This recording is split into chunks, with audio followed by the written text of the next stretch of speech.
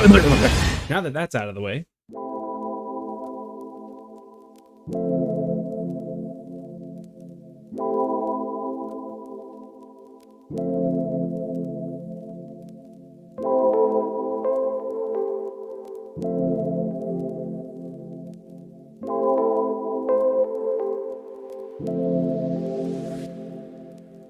Hi everyone, I'm Adam, and welcome back to the Game Night channel. Fall is here. Fall is here. Fall is here. There it is. Where is it? It's over there. Fall is here, and with it comes sweater weather, pumpkin spice flavors at every coffee shop, and just a whole bunch of influencers talking about how much they love the season and posting their latest pumpkin patch pictures. So as the weather cools down, the leaves are changing colors, and everyone's putting on their plaid sweaters and flannels, there is one main thing that everyone seems to look forward to during the season. And that one thing, as we all know, is Halloween! Woo! Blah. Yes, that's right, the spooky season is here. Halloween stores are popping up left and right in every shopping center that has an empty storefront. And all your favorite streaming platforms are starting to update their scary movie sections. Now, with all the Halloween decor coming out and all the spooky stuff coming around, the theme parks, the haunted mazes, why not add just one more facet to your Halloween routine this year and just pick up a spooky board game? Without any further ado, and in no specific order whatsoever, here are 5 of my personal favorite board games for the Halloween season. We're going to start off this list with a tried and true classic, Betrayal at House on the Hill. Betrayal is a game about a ragtag group of explorers who venture into the ever-changing titular House on the Hill. As you and your friends explore the mysterious house, you will encounter different rooms, hazards, ghouls, ghosts, oddities, whatever you may, all of which are there to either strengthen your resolve or drain your sanity. As you and your group adventure and more omens befall your crew, eventually a haunt will start, and one of your former allies will betray you and turn against the rest of you. It is now up to the survivors to stop the traitor from fulfilling their goals that they need to accomplish, or for the traitor to go around and pick off the rest of the survivors one by one. With a different layout of the house every time you play, 50 possible scenarios in the Trader's Manual, and multiple expansions available, the replay value of this game knows no end. Go out and grab a couple of your friends, some of your haunted house hunting hooligans if you may, and spice up your Halloween this year with a little bit of Betrayal. True crime, murder mysteries. We all love them, I think. Maybe some people don't. I don't know. I like them. You probably got friends that like them. And along that vein, you probably have friends who like to play Clue. You're going around trying to figure out who unalived who, where, and with what. Now, if you take the concept of Clue, remove the board game, add a bunch of cards and pictures, and just kind of elevate the idea a bit, you end up with the next installment on our list, Mysterium. Mysterium brings a group of sidekicks together in order to figure out the unfortunate event that befell the ghost haunting the manor.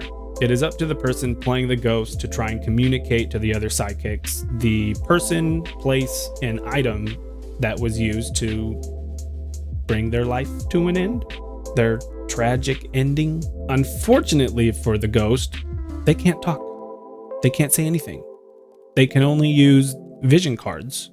Now, when these cards are handed out, the psychics can all work together to try and interpret what it is the ghost may be trying to tell them about their suspect, about the location, about the weapon that was used. When all the sidekicks are successful working out the meanings of their vision to figure out who the murderer was, where it took place, and what they used, then the game ends. They win. But everyone needs to work quickly because time is against you. The whole game takes place over 7 rounds, and if the sidekicks are unable to deduce their clues at the end of those 7 rounds, it's immediate game over. So it really is up to you and your friends to work together and try and get to the end to figure out the unfortunate event that befell the ghost. So if you have a group of friends who enjoy murder mysteries, seances, talking to ghosts, just, round them up, polish off your crystal balls, and commune with the other side in Mysterium. We're going to take a quick detour from board game and shift over to a dreary card game. Literally. This game is called Gloom, the game of inauspicious incidents and grave consequences. In this storytelling card game, players will take one of the 4 families available and must attempt to make each member of that family's life as miserable as possible. You want to make it bleak, you want to make it depressing, you want to make their lives hopeless. Unlike most games where people attempt to get as high a score as possible, to be on the top, to be the very best, it is the exact opposite here. You want to get the lowest score possible. You want to be the bottom of the barrel. To do this, players are going to play modifier cards on top of their family members to drop their score as low as possible. Now, while you're trying to unfold your most depressing story ever, other players are going to have the opportunity to make your life even better. They're going to have cards they can place on top that'll increase the score and, just make things that much better for your family. As you're playing and everyone's making their family more and more sad, more depressing, people start losing their members left and right, one at a time. Eventually, one person is going to lose all their family members. Now, when one person has lost their whole family and the game ends, everyone's going to tally up the scores of their family members that are no longer with us. Only those members count. Only their score gets totaled to your total. Whoever has the lowest score wins. As simple as the gameplay sounds, a lot of the fun in this game comes in the storytelling. Rather than just taking a card and placing it down and letting turns continue from there, you can go into detail on how, Mr. Giggles here was disgraced at a dance. So in doing so, you can be like, oh, Mr. Giggles went to a dance the other day, but his clown shoes were way too big and he didn't tie his shoes and he was stumbling over himself at the dance, and go on from there. Flesh out the story, go into crazy detail on what happened. So when it's raining outside, you're wishing for a bright sunshiny day, why not, grab some more gloom and make a gloomy day even gloomier.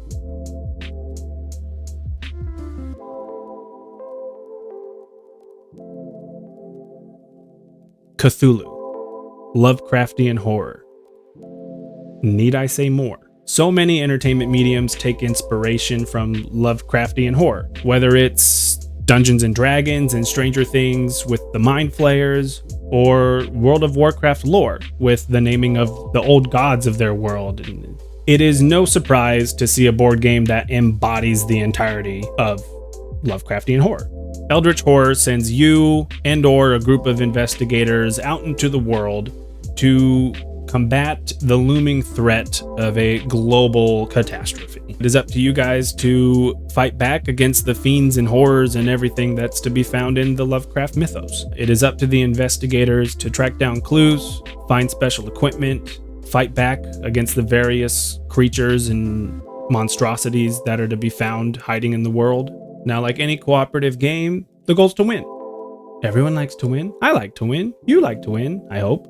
To do so, you and your team must solve 3 mysteries. These mysteries can include searching for clues, using ancient artifacts, and confronting these monstrosities. Time is against you.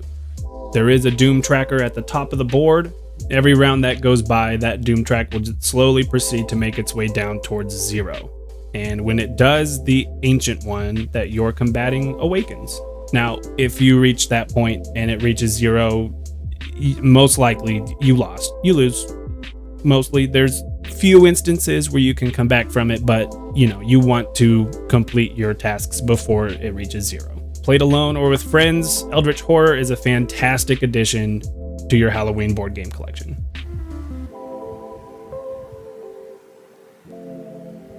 What Halloween would be complete without zombies? Yes, zombies.